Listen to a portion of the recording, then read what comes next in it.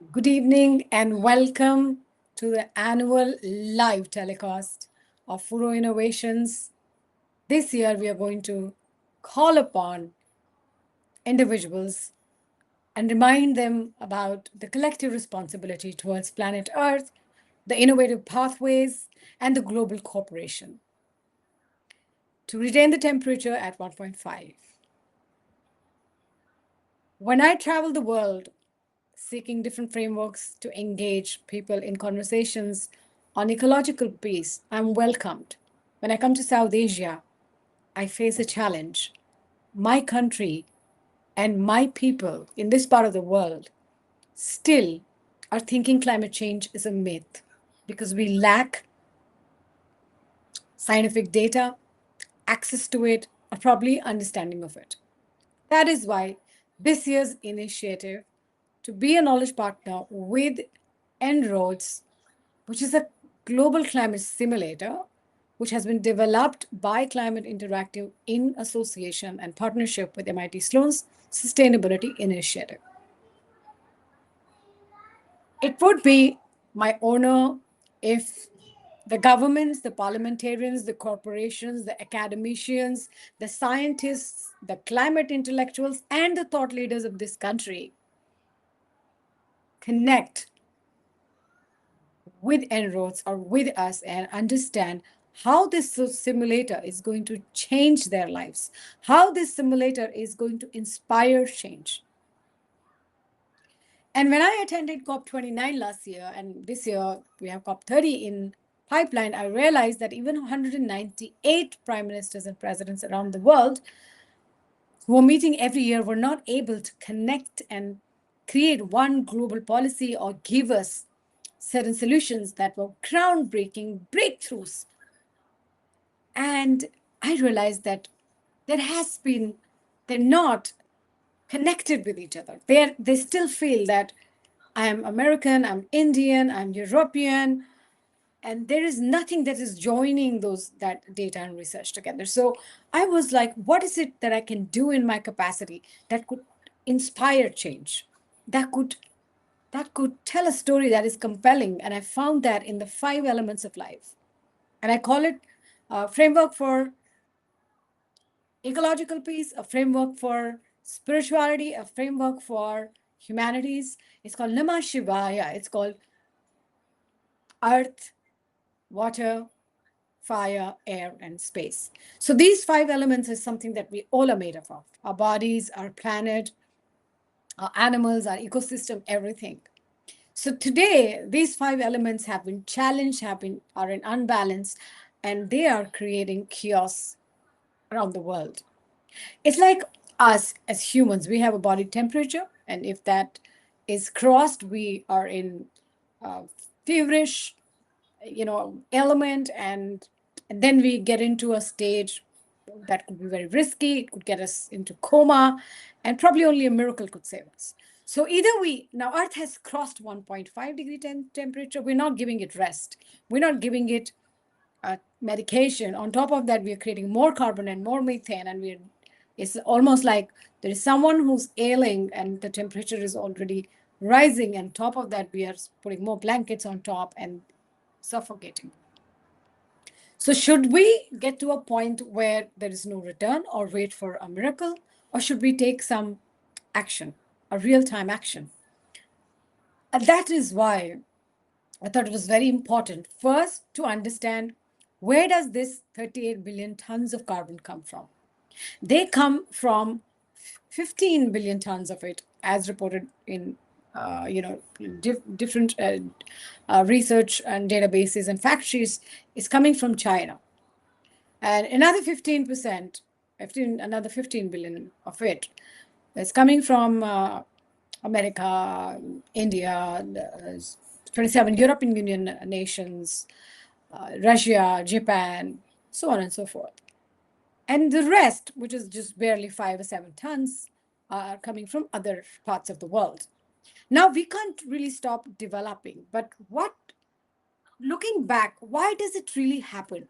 It's the Shiva hypothesis hypothesis is a very interesting philosophy and a very interesting theory that we must look at. That William Napier and Victor Cube talked about, that the amount of carbon that is present on the planet today, that amount was seen something like 800,000 years back. And today we have these supercomputers, besides Shiva, to help us to understand the natural carbon cycle of the planet Earth, to understand that we have to be in harmony with these five elements. And if they're not in harmony, then it's almost like invitation to self-destruction. Now, instead of blaming all of this on the first and second industrial revolution, we must blame it and take responsibility as humanity that it is not the revolution or innovation, because those are the things that are there to help us and make our life better. But it is the human greed. It is the human greed. So we need to identify which leader or which nation has really gone berserk. And I don't, I on a World Peace Day, I can just appeal for conversation, dialogue, and and an understanding that we need to put a cap to not how much I should reduce, but how much am I allowed to produce? Because we didn't do it when the second industrial revolution set in. We had no identified ethical boundary. We had no cap on how much should we produce. We had no cap on any legislation. Today, in 2025, we have legislation by ICJ now saying that the Paris Agreement is binding and it's 1.5. We should have thought of this long back.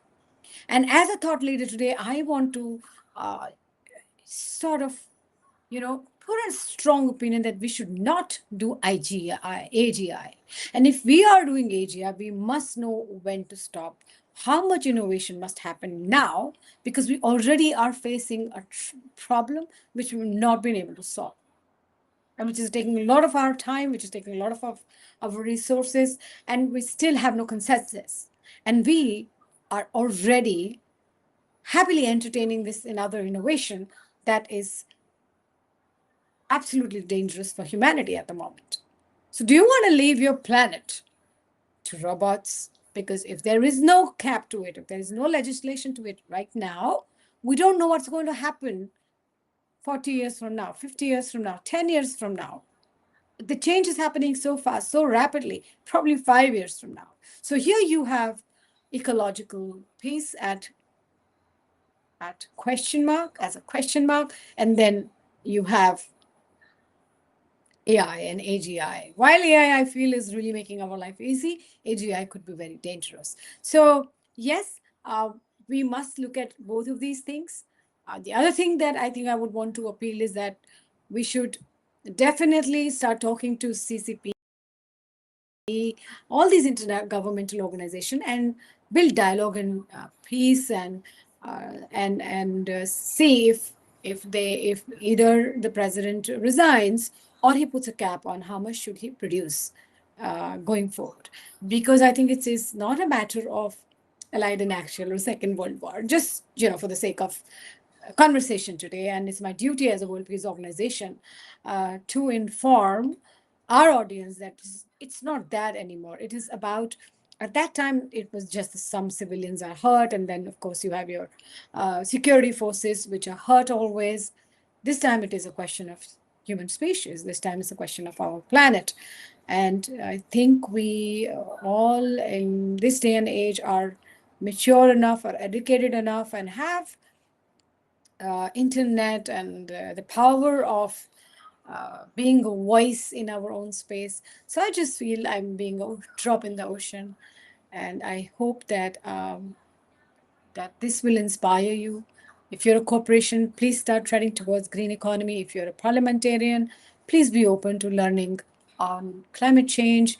Engage people like En-ROADS and see how you can create a really meaningful changes in your policies. If you're Supreme Courts, probably step in and save the states which are facing devastating floods and heat waves. If you are someone who is the head of some unorganized workers, I feel they are the most vulnerable without any immunity.